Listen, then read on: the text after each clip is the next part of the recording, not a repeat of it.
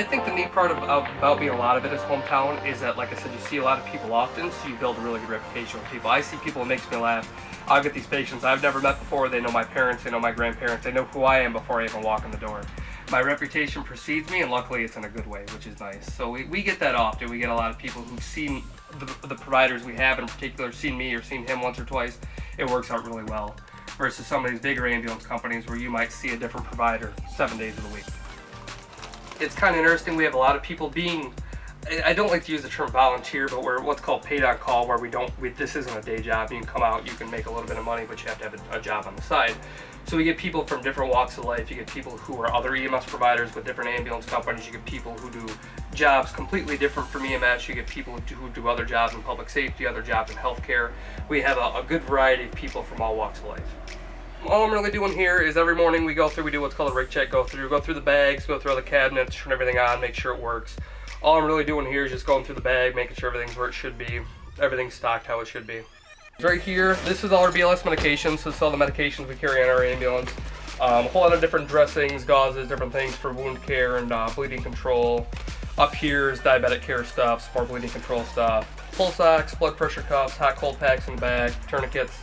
Just about anything you'd find in the cupboards back here, we have in this bag. So we can take just about the ambulance into you depending on what the call is. These are all our major trauma stuff, the seat collars, the head blocks.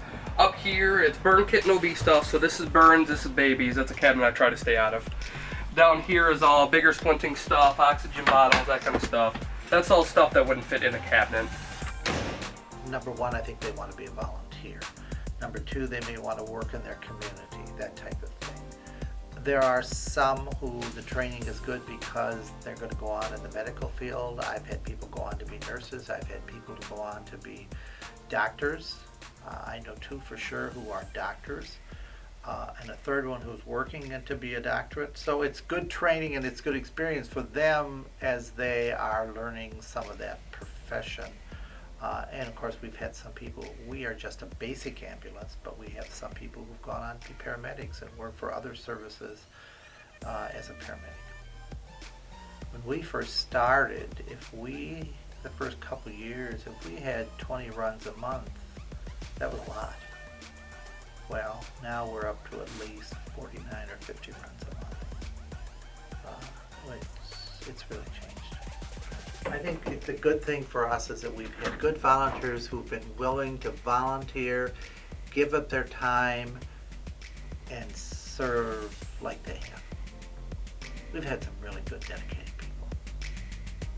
I've seen a ton. I've seen a lot of good. I've seen a lot of bad. The exciting part is every day we get to go out and help people. Sometimes it's small things, sometimes really big things. So I guess the main takeaway from it is every day you get to help somebody in some context, which is always exciting for me. And it's always something different too, which is nice.